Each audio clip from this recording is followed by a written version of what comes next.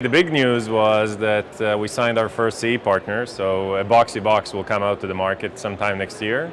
And on December 7th at Brooklyn, we're going to do an event and we're going to show mock-ups of how the device is going to look like and also hopefully announce who the CE partner is. And on that event, the December 7th event, is the event where we're also unveiling our beta. So we've been in alpha for quite a long time, and that's a big milestone for us to come out into beta. Right now, today, the best way to run Boxee is on something like a Mac Mini or your laptop and just hook it up to your TV screen. And the reason that we decided to focus on working with device makers is we think that if we want to get to a mainstream audience, we need to get embedded into devices, so it becomes much easier for the user to get Boxee and use Boxee. And that's a big focus for us in 2010. It's important to get Boxee onto embedded devices, so it's not just used on laptops and desktops, but also on connected TVs, connected Blu-ray players, game consoles, set-top boxes. So that's just the first device that's going to come out with Boxee embedded on it, and the idea is to have it embedded into as many devices as possible. From VCs, at this stage, we're still not generating revenue, so we have to go to the venture community and raise money.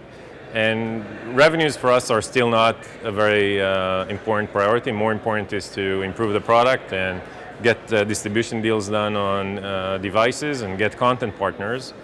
And I think that in 2010 we'll probably start generating some revenue, probably more because we'll be looking to help content partners monetize their content on Boxee, more so than that it's important for us to start demonstrating revenue. I think that if you look at overall, at the big picture, if you look at what people are spending on movies and DVDs and Netflix subscriptions and cable subscriptions and iTunes and so on, you look at the overall pie, we don't think that going into the future that pie is going to shrink. We think it's going to stay the same or maybe grow. It's just that people are going to probably have more discretion over what they're paying for. So what we'll try and do is, through the Boxee platform, make it easy for content owners to charge for their content in a variety of business models. So either have advertising, or charge a one-time fee, or charge a subscription fee, have authenticated services, the whole gamut. Yeah, sure. I mean, we would love to have Netflix streaming, MTV, CBS, NBC, Hulu. I mean, not everything is realistic, I guess, at the short term. But we have now about 300 different applications. We hope to see all those 300 come to the device as well. I think for Boxee, what's most important is to get into as many living rooms as possible. We're focused on the US market. Eventually, we'll grow internationally. And we're very excited about the future of a connected living room because we think everything changes. The way content is being produced, the way content is being consumed, the business model, everything changes. And we have this unique opportunity as a company to be right in the middle of it and enable a lot of that change. And it's exciting. I think it's not a question of if, it's a question of when, if you ask me. The reason I'm saying that is that the issue that we had with Hulu, or the reason in general that you don't see more content online, is just the evolution of an industry that has to deal with a new distribution platform and not upsetting the existing distribution channel. And they don't want to, obviously hurt the existing revenue stream.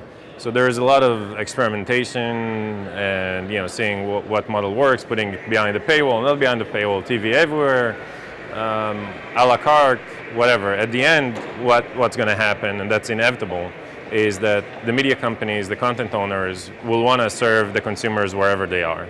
And if there's many consumers on the internet, and there are, and it's just going to grow, and those consumers are willing to pay, those media companies are going to be there for them. And Hulu is a great service. They have great content and a great user experience. And to them, I guess it's to flip the switch if they want to be on TVs, and I'm sure they'll do that sooner or later. And when that happens, we hope that they'll be part of Boxee as well. We improved the information architecture, so making it easy for people to navigate within the UI. Also, users complain that they don't know where a certain show or a certain movie that is available on Boxee, where to find it. So we're providing one experience in which you can get all the TV shows that are accessible via Boxee and all the movies that are accessible via Boxee, and you can search them, and you can subscribe to stuff, and you can put it into your queue, and you can manage your queue, so it becomes much easier for you to take control over your content.